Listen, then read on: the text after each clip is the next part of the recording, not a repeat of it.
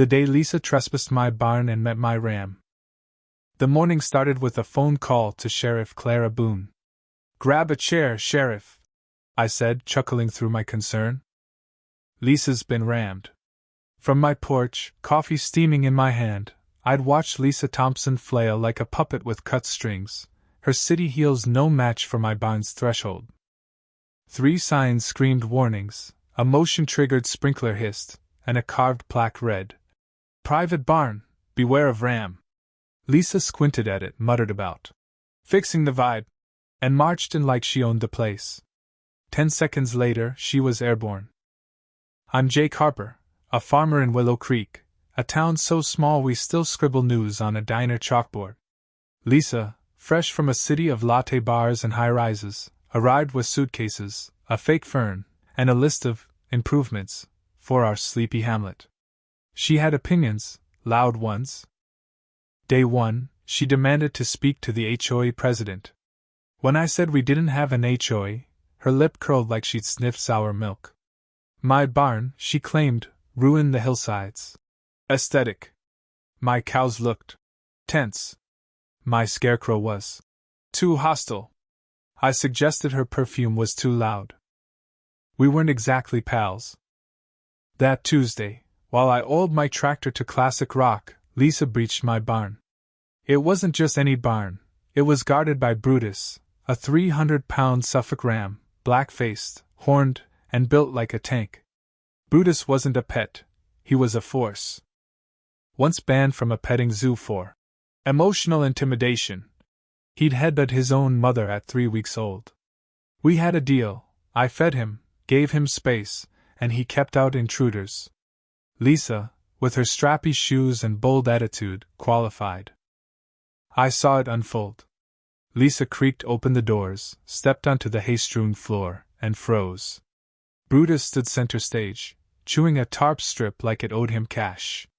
Their eyes locked, an alpha showdown. Lisa blinked, then waved her arms like swatting a fly. Bad move. Brutus charged not to kill, but to teach. A 20-mile-an-hour shove sent Lisa flying into a compost pile, shrieking like she'd been drafted into war. That's when I called Clara. Sheriff Boone arrived, sunglasses on despite the clouds, crunching gravel in her cruiser. She eyed Lisa, mud-splattered and ranting, then Brutus, unfazed in the barn. "Tell me the ram's name isn't really Brutus," she said. "Majestic, isn't it?" I replied. Lisa, now semi-composed, screamed about lawsuits, animal cruelty, and PTSD, claiming Brutus had a killer glint. Clara hid a laugh. I offered Lisa a towel, she slapped it away. I offered a chair, she demanded my arrest. Then, filming on her phone, she vowed to take this to the county board.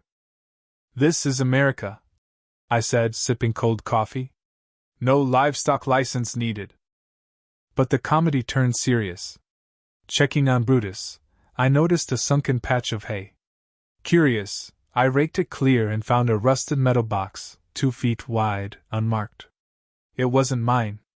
The hinges were old, the dirt caked on suggested it had been buried elsewhere before landing here. Someone hid this recently, and Lisa's panic seemed less about the ram and more about being caught. What was she after? 2 days later, nursing sweet tea on my porch, I heard a white SUV roll up. Lisa stepped out, undeterred, with a man in a too-tight blazer, her cousin Ethan, a lawyer with slicked back hair. "We're here about a property line dispute," Lisa announced, as if she hadn't been launched into manure.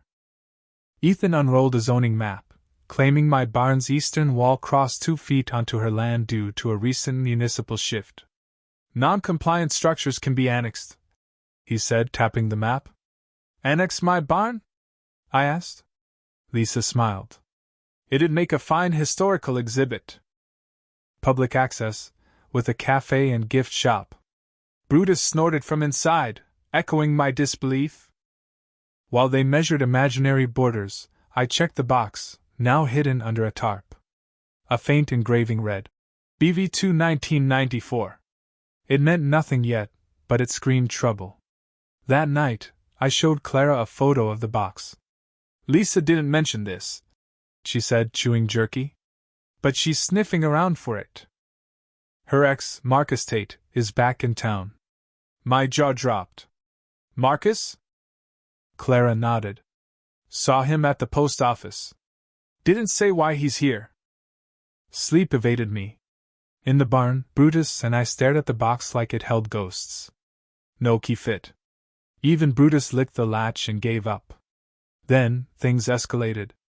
Lisa filed an injunction to seal the barn for historical review, barring me and Brutus from entering.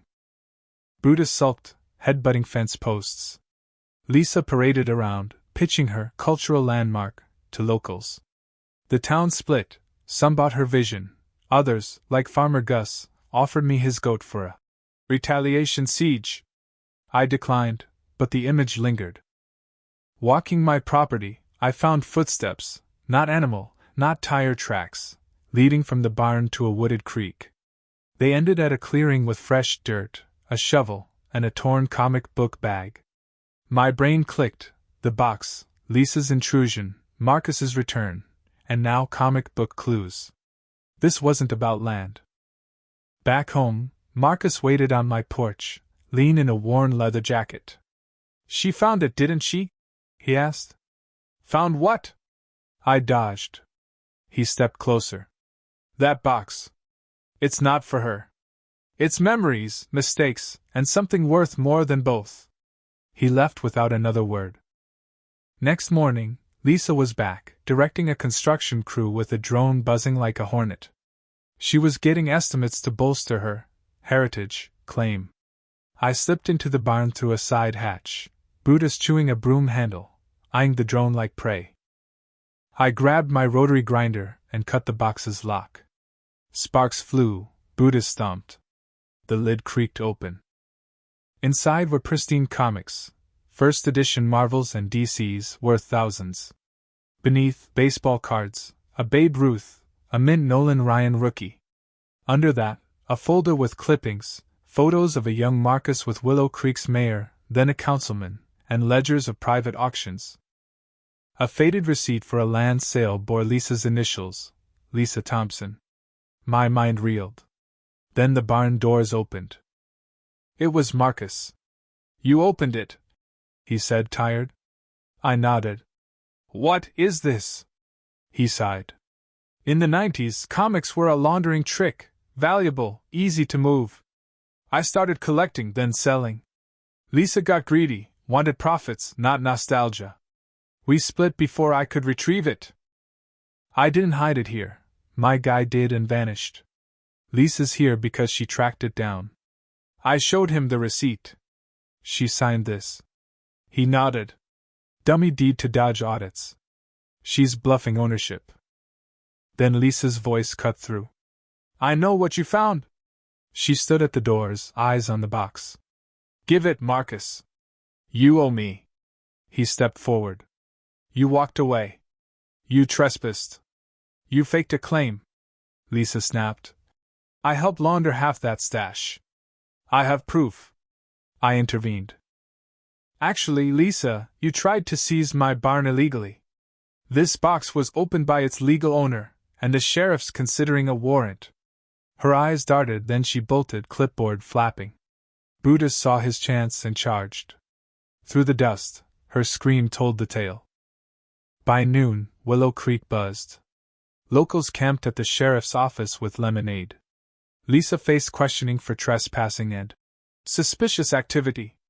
Her property claim collapsed. The town clerk confirmed her deed was fake.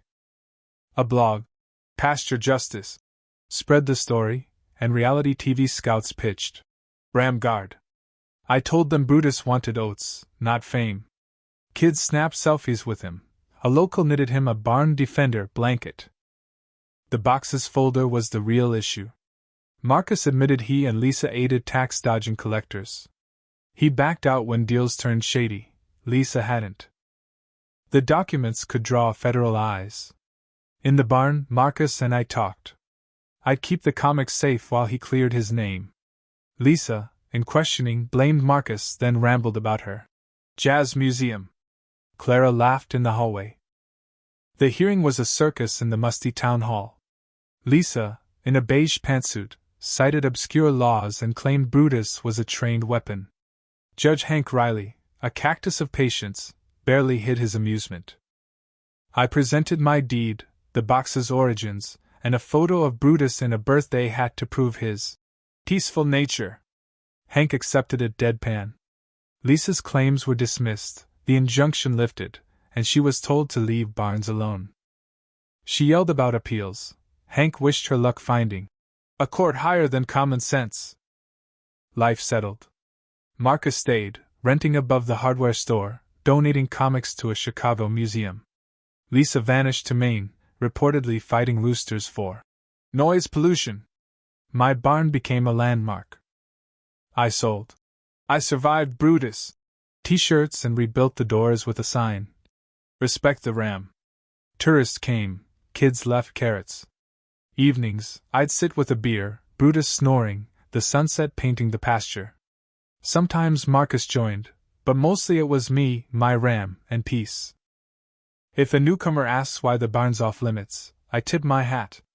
Walk it if you dare. Just don't cry when Brutus settles the score. What did you think of Jake's tale? Was Lisa's punishment fair, or did she deserve worse? Should Brutus's rough justice be celebrated, or is violence, ram or human, ever the answer? Drop your thoughts in the comments. Let's debate. Where do you stand on injustice and retribution in stories like this? Your voice matters, share it.